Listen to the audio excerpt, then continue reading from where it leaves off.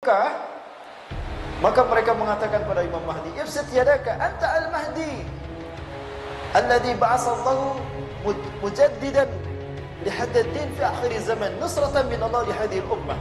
Engkau adalah Al-Mahdi yang Allah utus sebagai pertolongan dari Allah untuk umat Mahdi ada berdasarkan hadis sahih. Maka mereka dia akan datang pada akhir zaman menyelamatkan umat sampai jam 5. dan setelah dia turun bayang-bayang orang betul sampai tak ada lagi ini zaman nusratan min Allah li hadhihi al-ummah.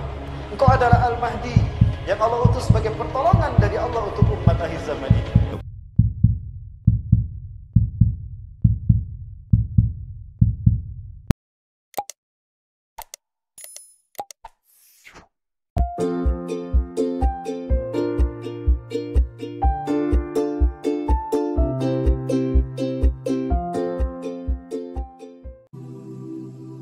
Apa yang dikatakan John Bush, apa yang disaksikan oleh dunia hari ini tentang Sungai Efrat dan Gunung Emas dalam perut bumi Irak, ini mengungkap tentang hadis Nabi 1400 tahun lebih yang lalu. Allahu Akbar. Bapak mau bertanya tentang apa? Tidak akan terjadi kiamat, kata Rasulullah sallallahu alaihi wasallam, sampai kalian mengikuti gaya budaya Yahudi dan Nasrani sejengkal demi sejengkal, sehasta demi sehasta, sehingga walaupun mereka melakukan hal yang paling tercela dan memalukan, kalian ikut melakukannya. Umar berkata, "Ya Rasulullah, al-Yahud wa Nasara." Qala faman? Lihat hari ini, Pak. Maka apa dikatakan Nabi SAW? Hari ini sejak Muhammad bin Salman menguasai urusan di Arab Saudi, Arab Saudi sudah menjadi negara sekuler liberal. Betul tidak?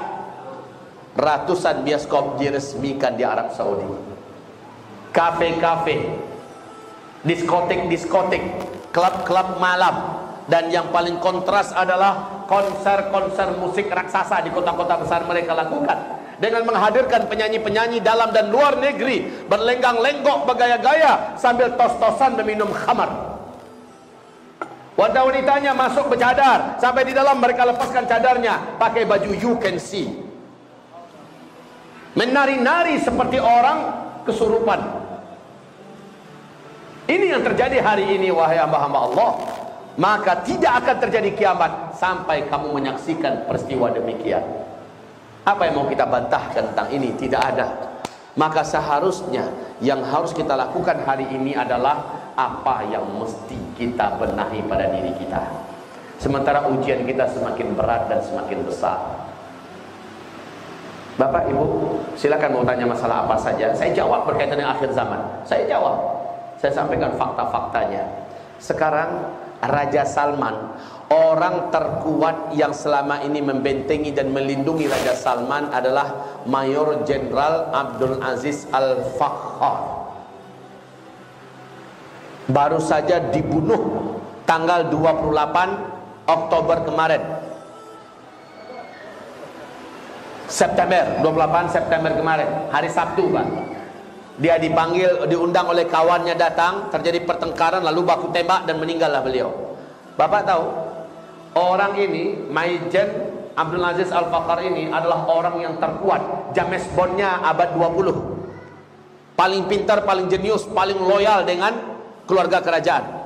Dan beliau telah mati ditembak. Selama ini yang melindungi Raja Salman adalah beliau. Secara kasat mata ya, secara hitung-hitungan dunia adalah beliau. Yang merancang mengganti 30 orang pengawal Raja Salman yang disiapkan oleh Muhammad bin Salman untuk mendampingi si ayah menuju ke Mesir, diganti oleh Majen Abdul Aziz Al-Fakhar ini. Kenapa? Dia mengendus adanya upaya pembunuhan terhadap Raja Salman. Dia ini memang tajam, Pak, instingnya sangat tajam sekali. Tapi sekarang beliau sudah meninggal dunia. Raja Salman yang tua renta dan sudah kesakitan rawan untuk dihabisi. Sementara ada 3 putra atau 3 pangeran yang akan saling bersaing ketat memperebutkan kekuasaan. Pertama, calon raja yang gak jadi, Mut'im bin Abdullah, anak kandung Raja Abdullah yang dulu. Yang kedua, yaitu Muhammad bin Salman, Menteri Pertahanan dalam negeri. Yang ketiga, Khalid bin Abdullah. Ini orang memiliki militer masing-masingnya dan kekuasaan. Nabi berkata nanti akan berkelahi 3 orang calon penguasa Mekah Madinah. Yaqtatilu inda kanzikum salasah. 3 orang ini saling membunuh-bunuhan, saling kelahi, saling berantem untuk memperebutkan kekuasaan Mekah Madinah. Wala yasiru ila ay wahid minhum. Tidak satu pun di antara mereka yang akan memimpin Mekah Madinah Arab Saudi, tidak. Karena yang akan memimpin Mekah Madinah saat itu, kata Rasulullah, adalah keturunan kandungku, Imam Al-Mahdi. Masya Allah. Ciri-ciri dan tanda-tanda kemunculan Imam Mahdi ini, Pak, saya berani mengatakan 96%-nya sudah muncul. Bahwa Imam Mahdi sebentar lagi insya Allah akan memimpin kita semua. Aslinya bagaimana? Allahu a'lam.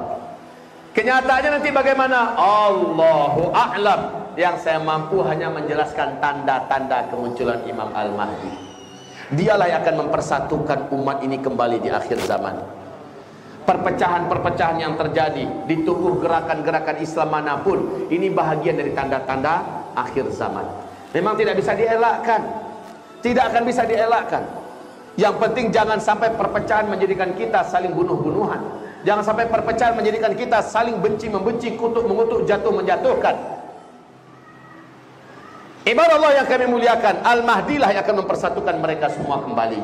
Kalau melihat kepada tanda-tanda ini, seharusnya usia beliau sekarang ini sudah mendekati usia untuk dibaiat di depan Ka'bah.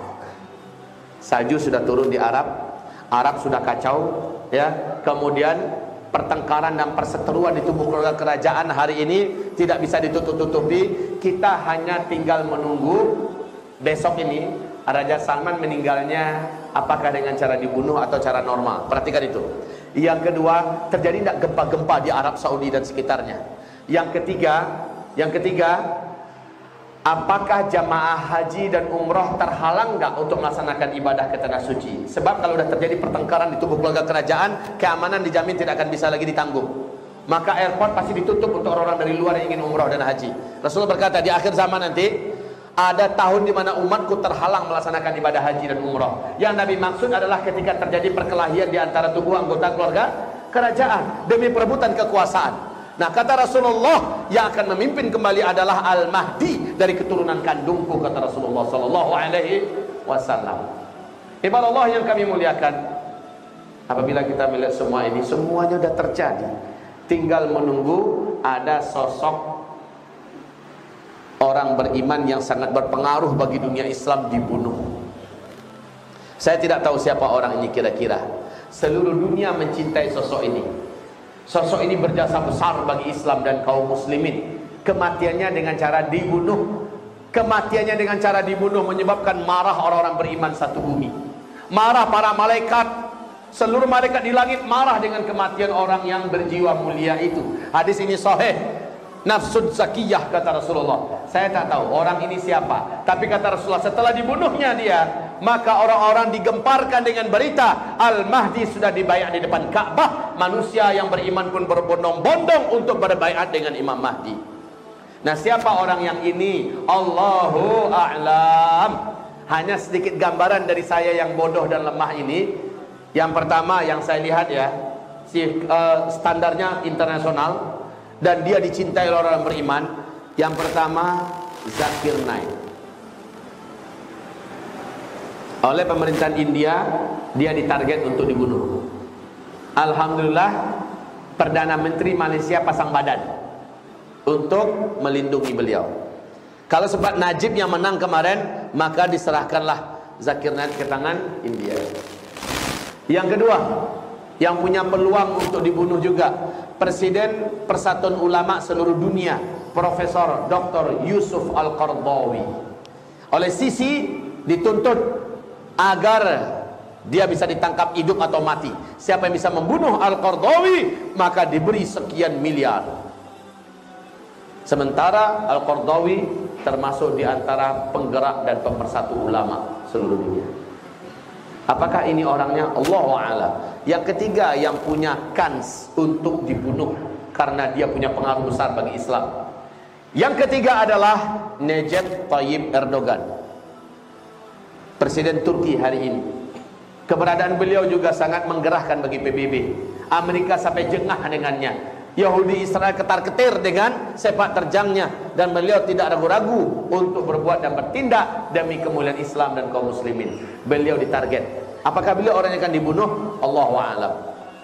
Yang keempat, ini dia, pencinta ulama, pelindung sunnah, yang ketika dia menjabat walaupun hanya setahun 2 tahun, tetapi masa jabatannya dipakai semaksimal mungkin untuk kemajuan Islam dan kaum muslimin. Raja Salman, yang sekarang sudah ditelingkungi oleh anaknya sendiri. Apakah ini orangnya akan dibunuh? Allahu a'lam. Yang kelima adalah keturunan kandung Rasulullah SAW yang membuat gebrakan besar dan menginspirasi kebangkitan Islam seluruh dunia. Sekarang ada di Mekah, Habibuna Habib Rizik Syihab. Apakah ini orangnya? Allahu a'lam. Saya serahkan seluruh ilmunya kepada Allah. Yang pasti bukan Zulkifli Muhammad Ali. Yang pasti bukan Ustadz Adi Hidayat, bukan Ustadz Abdul Somad, bukan Ustadz lokal kita, ya. Karena sifatnya harus mendunia.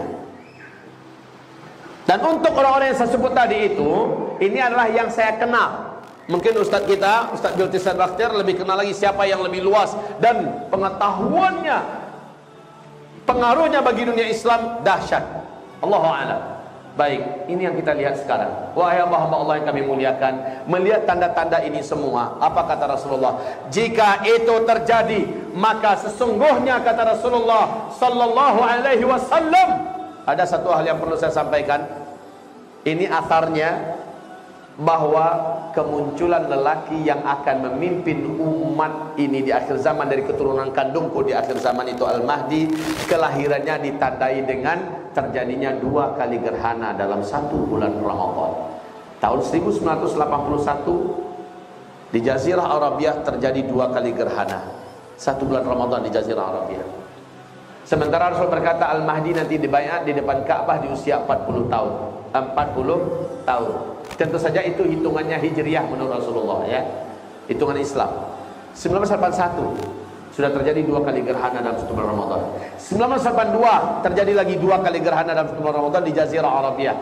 Maka yakinlah para ulama peneliti hadis akhir zaman bahwa 1981 Al-Mahdi tersebut telah lahir. Kalau begitu sekarang 2019. Sudah berapa usianya sekarang? Sudah 38 tahun hitungan Masehi. Secara hijriah umur beliau sekarang sudah seharusnya 39 tahun. Sementara dia dibaiat di usia 40. Berarti 1 tahun lagi Ustaz. Mungkin. Allahu a'lam. Sepakat semua ahlus sunnah wal jamaah tanpa ada satupun perbedaan bahwa semua ahlus sunnah wal jamaah yakin dan percaya akan kedatangan Imam Mahdi. Tidak ada satupun dari kalangan ahlus sunnah yang menolak tentang kepastian kedatangan Imam Mahdi. Jadi kalau ada kelompok yang tidak yakin dan tidak percaya dengan datangnya Imam Mahdi, dia bukan ahlus sunnah wal jamaah. Jadi Imam Mahdi ini kedatangannya sudah diberitakan oleh Nabi kita Sayyiduna Muhammad sallallahu alaihi wasallam melalui hadis-hadis mutawatir. Hadis yang disampaikan oleh para sahabat, tabi'in, tabi'in dengan jumlah yang banyak sampai kepada kita, sehingga tidak pantas lagi untuk diragukan kesahihannya karena derajatnya sudah mencapai tingkat tawatur. Nah, kemudian yang kedua, masih soal Imam Mahdi. Yang menjadi keyakinan ahlus sunnah adalah sepakat bahwa Imam Mahdi merupakan zuriyah Nabi kita Sayyiduna Muhammad sallallahu alaihi wasallam. Dan ini sekaligus menjadi bukti sebagaimana tadi disinggung oleh Al-Ustadz Al-Habib Ali bin Hasan, yaitu Al-Bahar, bahwa keturunan Nabi kita alaihi salatu wassalam tidak akan terputus sampai hari ini, saudara. Nah, salah satu buktinya adalah ini, di mana Imam Mahdi nanti akan datang dari zuriyah Nabi. Jadi kalau ada yang mengatakan zuriyah Nabi sudah terputus, kalau ada yang mengatakan hari ini sudah tidak ada lagi zuriyah Nabi, Lalu dari mana itu Imam Mahdi datangnya? Sementara berdasarkan keyakinan Ahlus Sunnah wal Jamaah yang bersumber dari hadis-hadis yang sahih bahwa Imam Mahdi adalah keturunan daripada Sayyidatuna Fatimah Zahra radhiyallahu taala anha yang merupakan putri kesayangan Nabi kita Sayyiduna Muhammad sallallahu alaihi wasallam. Nah, dari sini kita tahu kalau ada kelompok-kelompok yang mengakui seseorang sebagai Imam Mahdi padahal yang bersangkutan bukan zuriyah Nabi. Kalau ada kelompok-kelompok yang mengklaim pimpinannya sebagai Imam Mahdi, sebagaimana sering terjadi di zaman kita sekarang ini, ketahuilah bahwa mereka bukan Ahlus Sunnah wal Jamaah. Jadi Imam Mahdi tidak akan datang dari keturunan yang lain kecuali dari keturunan Nabi kita Sayyiduna Muhammad sallallahu alaihi wasallam. Nah, kemudian yang ketiga, masih soal Imam Mahdi. Bahwa Imam Mahdi, Nabi mengabarkan ismuhu ismi, kata Nabi. Nama Imam, kata Nabi, nama Imam Mahdi itu sama dengan namaku. Nah, nama Nabi kita adalah Sayyiduna Muhammad. Berarti Imam Mahdi juga bernama Muhammad. Nah, kemudian selanjutnya ciri Ahlus Sunnah seputar Imam Mahdi yang keempat, yang merupakan ciri Ahlus Sunnah wal Jamaah yang ke-56, bahwa Imam Mahdi pasti akan memimpin dunia. Karena begitulah hadis yang datang dari Nabi. Imam Mahdi itu akan memimpin dunia, akan menegakkan khilafah. Ini suatu kepastian, merupakan dalailun nubuwah. Ini merupakan bagian daripada bukti kenabian Nabi kita Sayyiduna Muhammad sallallahu alaihi wasallam yang akan terbukti di kemudian hari. Manakala Imam Mahdi itu datang, dia akan melakukan tugasnya sebagaimana yang sudah ditetapkan oleh Allah Subhanahu wa taala, dan dia pasti akan memimpin dunia. Karena dalam satu hadis tegas Nabi mengatakan, akan datang dari keturunanku yang akan memimpin dunia dan memenuhi dunia dengan keadilan. Dia akan memimpin dunia Islam. Jadi semua umat Islam akan disatukan. Pada saat Imam Mahdi ini muncul, saudara, umat Islam dari berbagai macam kalangan semua akan bersatu, berjuang di bawah panjinya, insya Allah. Yang kelima, masih seputar Imam Mahdi. Imam Mahdi bukan hanya akan memimpin dunia, kata Nabi, akan memenuhi dunia dengan keadilan. Jadi kalau di kemudian hari ada sosok pemimpin, dia memimpin dunia, mengaku Imam Mahdi, tapi yang bersangkutan berbuat zalim, berbuat jahat, berbuat munkar, melanggar daripada ketentuan Allah dan Rasulnya, ketahuilah kalau yang bersangkutan adalah Imam Mahdi palsu. Imam Mahdi yang asli adalah keturunan Nabi, bernama Muhammad, memimpin dunia dan memimpin dengan keadilan. Nah, adapun yang keenam, beriring dengan itu, bahwa Imam Mahdi nanti akan menegakkan khilafah dan menerapkan syariat Islam. Makanya kalau saya ditanya, apakah khilafah akan tegak? Apakah syariat Islam itu akan berlaku? Saya berani menjawab, khilafah pasti akan tegak. Syariat pasti akan berlaku di atas muka bumi.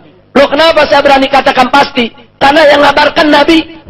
Allah sudah nyatakan dalam Al-Quran, faqala ta'ala, wa ma yantiqu 'anil hawa in huwa illa wahyu yuha. Tidaklah Nabi Muhammad sallallahu alaihi wasallam itu mengucapkan sesuatu dari hawa nafsunya, melainkan apa yang beliau sampaikan, yang beliau ucapkan merupakan wahyu yang diwahyukan oleh Allah kepadanya. Jadi kalau ini sudah merupakan bagian dari wahyu Allah, maka itu merupakan suatu kepastian. Jadi khilafah pasti akan tegak, cepat atau lambat. Syariat Islam pasti akan berlaku, cepat atau lambat. Hanya soal kapan waktunya, wallahu a'lam. Tapi soal kepastiannya pasti akan terjadi. Kenapa? Karena sudah dikabarkan oleh Nabi kita Sayyiduna Muhammad sallallahu alaihi wasallam. Nah, ini ciri Ahlus Sunnah seputar Imam Mahdi. Nah, saudara, satu lagi yang perlu saya tambahkan, tidak ada keyakinan di kalangan Ahlus Sunnah kalau Imam Mahdi itu pernah lahir di beberapa abad yang lalu. Nah, ini sekedar untuk membedakan. Karena di kalangan mazhab Syiah umpamanya, mereka meyakini Imam Mahdi itu sudah lahir, yaitu imam yang ke-12 dari mereka. Hanya semasa kecil sang imam ini hilang, diletakkan, ditempatkan oleh Allah di suatu tempat entah di mana, yang nanti di akhir zaman akan dikembalikan oleh Allah ke dunia. Nah, ini keyakinan semacam ini di tengah masyarakat memang ada. Ini adalah keyakinan dari kalangan mazhab Syiah. Nah, tentunya di sini saya tidak jadikan majelis ini untuk memperdebatkan perbedaan-perbedaan pendapat semacam ini. Saya hanya ingin memaparkan mana yang menjadi keyakinan Ahlus Sunnah wal Jamaah. Jadi kalau keyakinan ada mengatakan bahwa Imam Mahdi adalah imam yang ke-12, sudah lahir, sekarang disimpan oleh Allah di satu tempat, nanti akan diturunkan, didatangkan oleh Allah untuk memimpin umat manusia, itu bukan pendapat Ahlus Sunnah wal Jamaah. Nah, ini saya perlu tekankan, tanpa harus kita memperdebatkan itu keyakinan daripada kalangan orang-orang Syiah, itu hak mereka untuk berkeyakinan. Kita boleh saja untuk mendiskusikannya dengan mengeluarkan argumentasi, tapi dengan tetap menjaga akhlak dialog, etika dialog, tidak mudah saling mengkafirkan atau saling menyesatkan. Nah, saya di sini hanya ingin memaparkan inilah ciri Ahlus Sunnah wal Jamaah yang berkaitan dengan Imam Mahdi. Nah, karena itu di sini saya ingin ingatkan, andai kata di antara kita besok ada yang mengalami datangnya Imam Mahdi dan Anda lihat cirinya percis seperti yang disampaikan oleh Nabi melalui hadis-hadisnya, jangan Anda pernah ragu untuk membaiatnya. Sampai-sampai Nabi sudah kasih kabar, kalau kalian hidup mendapatkan Imam Mahdi datang, walaupun kalian harus merangkak, datang, temui, berikan baiat. Jadi jangan ragu-ragu.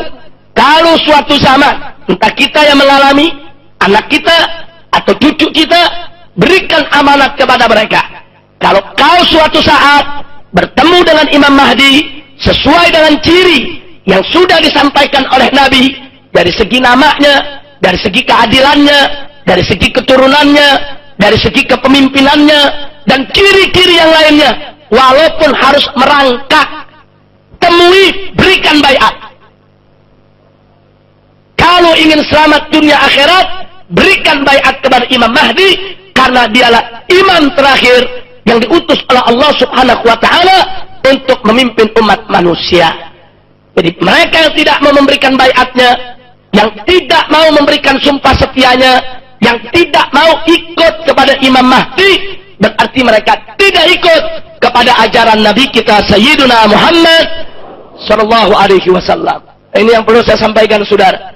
Jadi saya ingatkan semua, termasuk organisasi yang saya pimpin, Front Pembela Islam.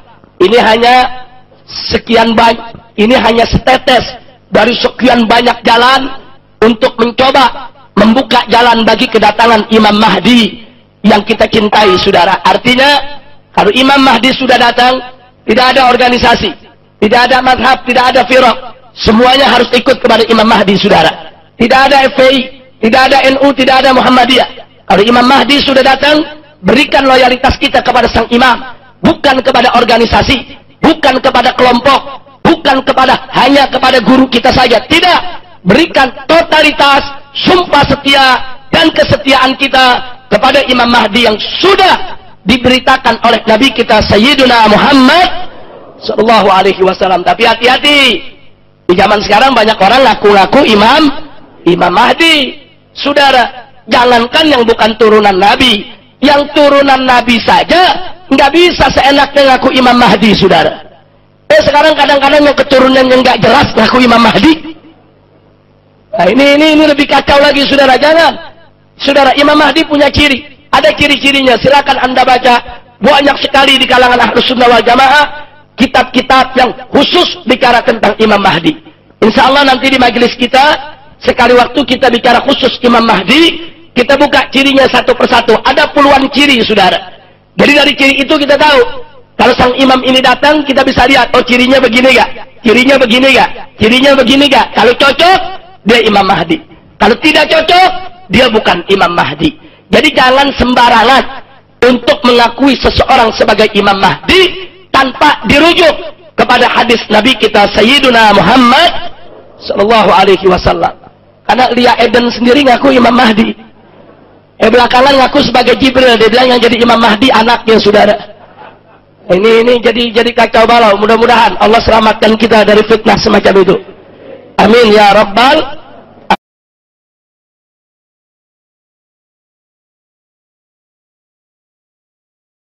Imam Mahdi akan datang di akhir zaman, salah satu tanda hari kiamat. Hadis tentang Imam Mahdi kata Abdurrahman Ibnu Khaldun, hadis Imam Mahdi tak bisa dipakai. Padahal hadis Imam Mahdi ada yang sahih, ada yang dhaif, ada yang maudhu' palsu. Setelah ditelusuri, saking banyaknya orang ngaku-ngaku Imam Mahdi pada zaman Ibnu Khaldun mau menutup, tak ada Imam Mahdi. Imam Mahdi ada. Berdasarkan hadis sahih, dia akan datang pada akhir zaman, menyelamatkan umat ini. Dan setelah dia turun, semua orang lalu kemudian sampai tak ada lagi, la taqumus sa'ah, tidak akan terjadi hari kiamat. Sampai ada orang, masih ada menyatakan yaqulu Allah, Allah. Selama ada orang mengatakan Allah, Allah, tak akan ada terjadi hari kiamat. InsyaAllah kita beriman, beramal soleh, tak sempat menyaksikan itu insyaAllah. Amin. Makanya tiap hari kita katakan Allahumma inni a'udzubika min azabi jahannam wa min azabil qabri wa min fitnatil mahya wal mamat. Jauhkan kami dari fitnah hidup. Apa itu? Menyaksikan Dajjal, menyaksikan azab yang luar biasa. Bagaimana kondisi umat saat itu yang berbangsa-bangsa dan bermazhab-mazhab ketika Imam Mahdi datang? Orang-orang yang benar hatinya, benar niatnya, benar ucapannya, diberikan Allah bimbingan untuk mengikut Imam Mahdi. Makanya kita ini disuruh beramal soleh. Illalladzina amanu, beriman, wa amilus salihati, beramal soleh. Maka ada kecondongan hati untuk membimbing kita untuk ikut kepada kebenaran. Apa ciri-ciri bahwa dia Imam Mahdi, Pak Ustaz? Dia membawa kepada kebenaran. Namanya keturunan Muhammad sallallahu alaihi wasallam, nasabnya sampai, dan orang beriman diberikan kecondongan hati untuk ikut kepadanya. Sebagaimana condongnya hati Sayyidina Abu Bakar Siddiq kepada Muhammad sallallahu alaihi wasallam, sebagaimana condongnya hati Sayyidina Umar kepada Muhammad sallallahu alaihi wasallam. Itulah hati orang beriman nih, antara jari jemari Allah. Selalu kita minta kepada Allah, ya muqallibal qulub, wahai engkau yang membolak-balikkan hati, sabit qalbi, kokohkan hatiku ala dinik, ala ta'atik, dalam agamamu dan dalam ketaatan kepadamu. Mengatakan ciri-ciri Dajjal akan keluar, sudah terjadi. Satu, apabila mata air Zuhan tidak mengeluarkan air, sudah terjadi. Di mana mata air tersebut, Pak Ustaz? Tiberias, laut sungai surut. Kebun kurma di Baisan tidak berbuah lagi. Di mana kuman Baisan? Berada di Suriah, Baisan, negeri Syam, Suriah, Lebanon, Palestina, Yordan. Apabila danau Tiberias di Israel menyusut, sudah terjadi. Siapa itu Dajjal? Dajjal itu manusia, bukan makhluk raksasa yang telinganya panjang. Itu mitos. Dajjal itu manusia. Cirinya bagaimana? Dia tunjuk langit, ya sama imtiri, turun hujan. Dia tunjuk bumi, ya ard umbuti, tumbuh tanaman. Dia tunjuk manusia, orang mati, ya mayitkum, tegak. Artinya dia mirip seperti Nabi Isa. Lalu orang menyangka dia Isa, makanya dipangkal namanya Al-Masihid Dajjal. Allahumma inni a'udzubika min azabi jahannam wa min azabil qabri wa min fitnatil mahya wal mamat wa min syarri fitnatil masihid dajjal. Karena dia mirip macam Al-Masih, seperti Al-Masih, tapi dia Dajjal. Dajjal artinya palsu. Al-Masih Dajjal, Al-Masih palsu. Siapa itu Imam Mahdi? Imam Mahdi adalah orang soleh keturunan Nabi Muhammad SAW yang akan diutus Nabi pada akhir zaman, akan menegakkan. Al-Mahdi membawa hidayah. Mana duluan? Apakah duluan Dajjal? Maka dalam hadis, ada satu hadis menyebut, dikutip oleh Syekh Atiyah Saqar dalam Fatawa Al-Azhar, la mahdiya illa Isa. Jadi dia menurut pendapat ini, kata dia, Isa itu sekaligus Mahdi dan dia yang akan membunuh Dajjal. Dia nanti yang akan membunuh Dajjal itu sehingga Dajjal itu mati, berakhir sezaman, dan dia yang akan membunuh Dajjal itu mati. Menurut hadisnya Ustaz, setelah muncul keduanya, apa yang terjadi menjelang kiamat datang? Sampai akhirnya orang menjadi jahat semua, lalu kemudian tidak lagi ada yang menyebut Allah. Tidak akan terjadi kiamat selama masih ada orang menyebut Allah, Allah. Bukan menyebut lafaznya saja. Karena kalau menyebut itu orang kafir pun pandai. Makna Allah, Allah, ucapan Allah berpengaruh pada perilakunya. Ucapan Allah berpengaruh kepada pola pikirnya. Masih mengamalkan kalimat takut kepada azab Allah Subhanahu wa ta'ala.